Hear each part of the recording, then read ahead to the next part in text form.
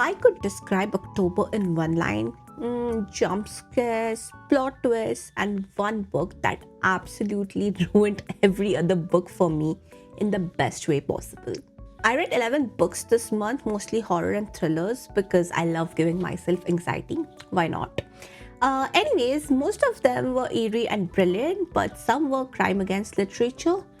The highs of this month were definitely worth the emotional damage, but don't even think of skipping ahead because there's some wild thrillers in between and the book at the end that absolutely annihilated me. Some fun stats: in total, I read around 3,500 pages. When you actually put them together, they weigh more than a newborn baby. My reading was 70% running away from ghosts, 20% solving murders, and 10% crying over a refugee story. In short, peak spooky season energy.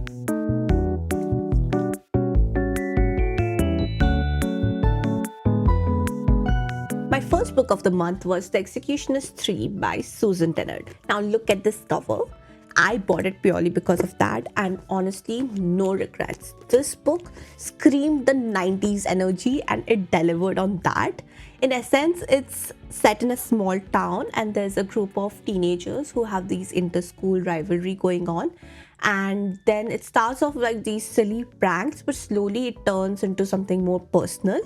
And on top of that, there's a whodunit mystery which is slipped in very nicely into the book, and then it becomes impossible to put down.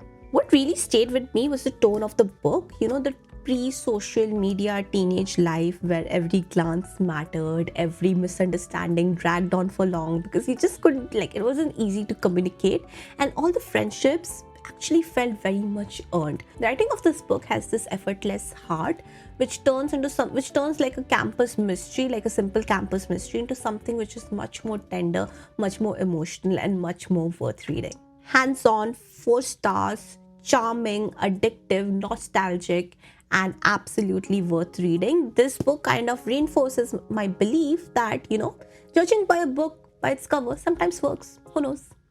And the award the book gets is the 90s Core Memory Unlocked Award. Next up was Fangs by Sarah Anderson. Now this book was pure serotonin in comic form. It follows Elsie, a vampire, and Jimmy, a werewolf, as they navigate the struggles of dating life together.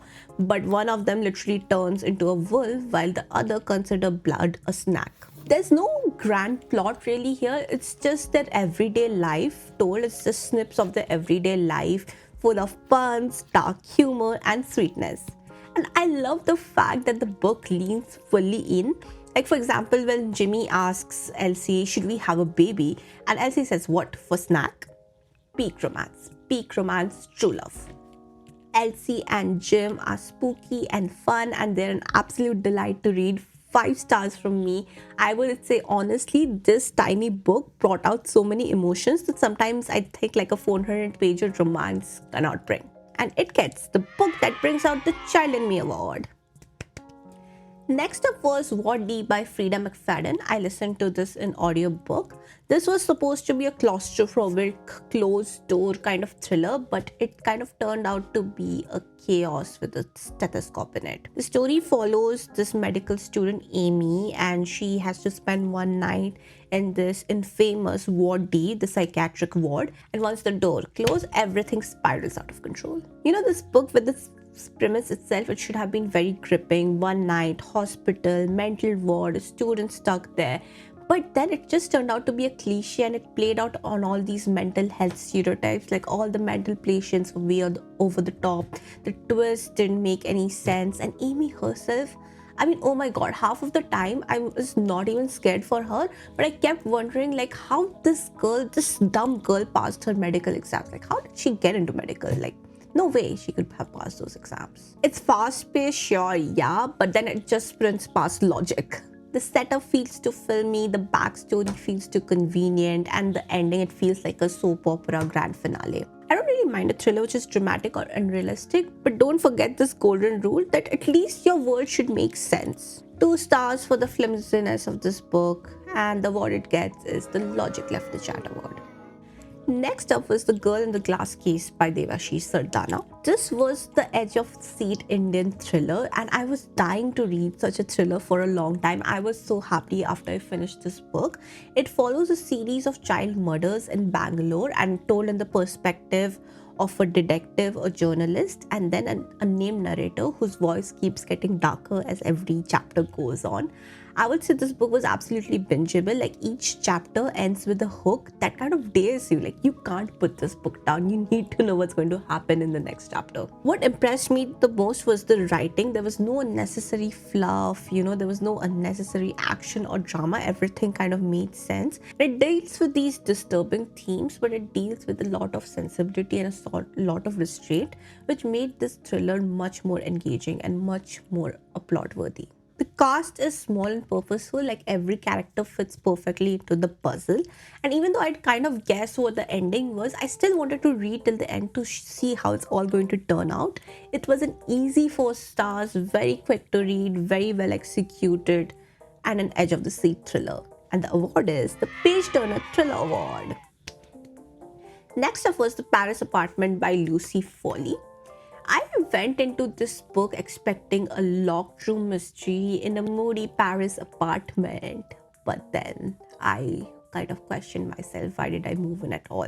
This book follows Jess, who shows up in Paris to stay with her brother and finds her missing, and she has like these very mysterious neighbors. Sounds very interesting, right? Yeah, the mystery never lands, the suspense never lands. It's one of those thrillers where everyone has those secrets, but none of them are interesting enough to care about. Like the pacing just drags a lot, the twists kind of feel recycled, and by the time I came to the ending, I had like absolute zero satisfaction. This is my second book of Lucy Foley, which didn't work out for me, and I just think she might just be an author who doesn't work out for me, and that's okay, right? 2 stars, pretty setting, forgettable story, and the award it gets is the Dumb Thriller Energy Award. Next up is Theme Music by T. Mary Vanderlee. Now, this is one of the book which is twisted in the right way possible. Like you'll kind of keep asking yourself, like, why would anyone do that? This story follows Dixie Wheeler, who is the sole survivor of her family massacre committed by her father. And years later, she moves back into the same house where all this happened. Because sure, what could go wrong? What I really love about this book, it doesn't hold back. There's plenty of gore, but it never feels cheap. Like the eerie, creepy moments feel earned. The pacing is tight, the characters all have a role to play, and by the time you come to the end, you actually feel so rewarded. It's not like really a genre-defining book, but it hits a sweet spot between gory and entertaining. The kind of book that leaves you both uneasy and satisfied. 4 stars, dark, remarkable, and just the right amount of unhinged. It gets the Creepy in the Best Way award. Next up is You Have Lost a Lot of Blood by Eric LaRocha. This book's main purpose is to make you feel uncomfortable, and I hate to admit it, it does its job a little too well. In essence, it follows these 2 siblings who travel to live in a mansion to develop a video game, but this game kind of bleeds into their real life, like literally and figuratively. Do I actually know what happened in the book? Absolutely not. But did I really have a satisfying time of being confused and creeped out? Absolutely yes. It's one of those reads where you will try to make a sense of it, but halfway you'll give up to the unease of it, and you'll just accept, yeah, this book is just going to be uneasy. The whole book feels like a fever dream, messy, intriguing, and hard to look away from. Not gonna lie, the premise of the book had the potential to be a very hard-hitting psychological horror, but instead it kind of drifts away to make it feel like it's kind of like, a fever dream. It's frustrating, but fascinating both at the same time, and I think that is kind of Eric LaRocha's brand. I have read 1 or 2 of his other books, so I think, yeah, now I've accepted, like, this is the author who will just write the book just to make you feel uncomfortable. 3 stars for it, bizarre, unsettling, but somehow weirdly still gave me a good time. The award is What Did I Just Read award. Next up was The Hacienda by Isabel Canaz. Now, this book felt like eating a bland biryani. Like, all the ingredients were there to make it a perfect gothic horror, but the flavors never came through. It's set in the 1820s Mexico, where Beatrice moves in into her husband into this very grand house, only to only to find that it's haunted and just not by family secrets. The setup is actually everything I kind of love reading about, but somehow I didn't really connect with this book. Like the characters, they were mostly, they were reacting to the situations, not actually kind of having an active part in it. Like the book really does try well to build up this creepy, eerie atmosphere, give this vibe. But I just felt like this book was not really immersive. This book kept reminding me of Rebecca, which I watched on Netflix, and that show actually made me feel something with a very similar setting.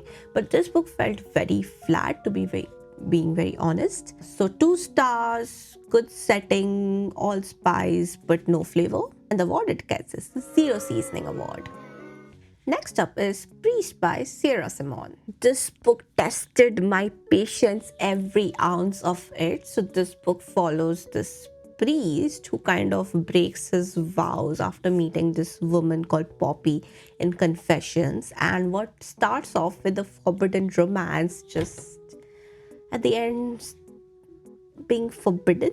There's no story, no emotional choices, there's no emotional connection to the characters, and by the end, the story feels so pointless. I've read a lot of dark romances. I really enjoy this genre, but this book just kind of mistakes the shock value for depth. Like this forbidden love angle could have been so much more spicy, could have been so much more rewarding, deliciously messy. But it just goes on to being the same thing over and over again. And by the time I reached halfway of the book, I was just like, oh, can we just like get over with it so that I can move on with my life? Like I wasn't even rooting for them by that point. 1 star, I seriously had to drag myself to finish this book, and the award it gets, needless to say, Disappointment of the Month award. Next up was Patang by Bhaskar Chattopadhyay. I can't believe I read 2 great Indian serial killer thrillers in a month. This one was also absolutely razor focused, very fast paced, and I couldn't put it down. Nothing felt random, nothing felt wasted, and every character had their well earned place, similar to the other Indian thriller that I read this month. It follows a serial killer in Pune whose idea of murder or how he does his murder is linked to Patang, which is the kite game. And slowly, you realize that these murders are not just random murders.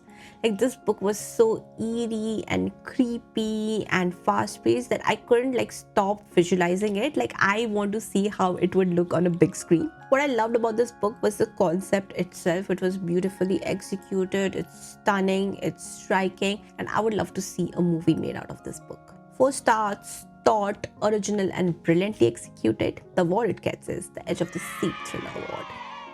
And the last book of the month, which absolutely devastated me, is As Long as the Lemon Trees Grow by Zulfa Kato. Oh my. This book completely moved me. I went into this book expecting a tender love story. Look at the cover. But what I got was a book about survival, about loss, and about holding on to hope when everything around you is falling apart. This book follows Salma, a young woman who has seen more death than she should in her age. She was once a pharmacy student, but now, since the war has broken over, she works in a hospital, stitching wounds and injuries she can't unsee and carrying the guilt and the burden of the people she wasn't able to save. She's almost lost her entire family to war, and every day it kind of feels like a fight between duty and despair. Syria is breaking around her as her daily life unravels, and she has to make this tough choice of either to leave her country or stick to her duty and help the people around her who needs her. And somewhere between all that ruin, she meets Kenan, which kind of reinforces a belief that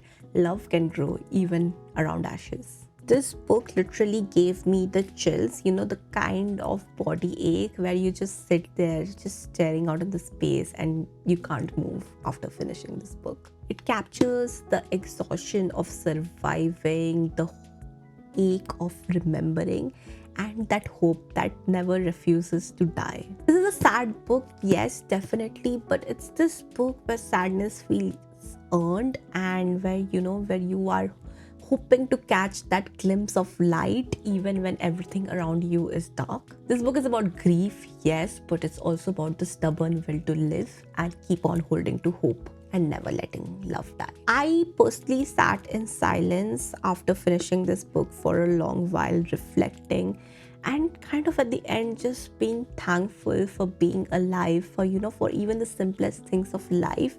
I just started counting everything around me as a blessing. This kind of feeling I felt similarly when I had finished Thousand Splendid Suns, which is one of my all-time favorite books, and which also kind of proved the point, these two books, that love can grow in the harshest places. And finally, this book kind of reminded me why I fell in love with reading, why I love reading so much, because reading such books not only does move me, it kind of changes me.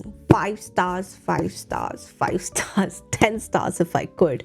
Powerful, haunting, and by far maybe one of my favorite reads of this year. It's going to be one of my top 10 for this year for sure. Needless to say, this book is the best book of the month.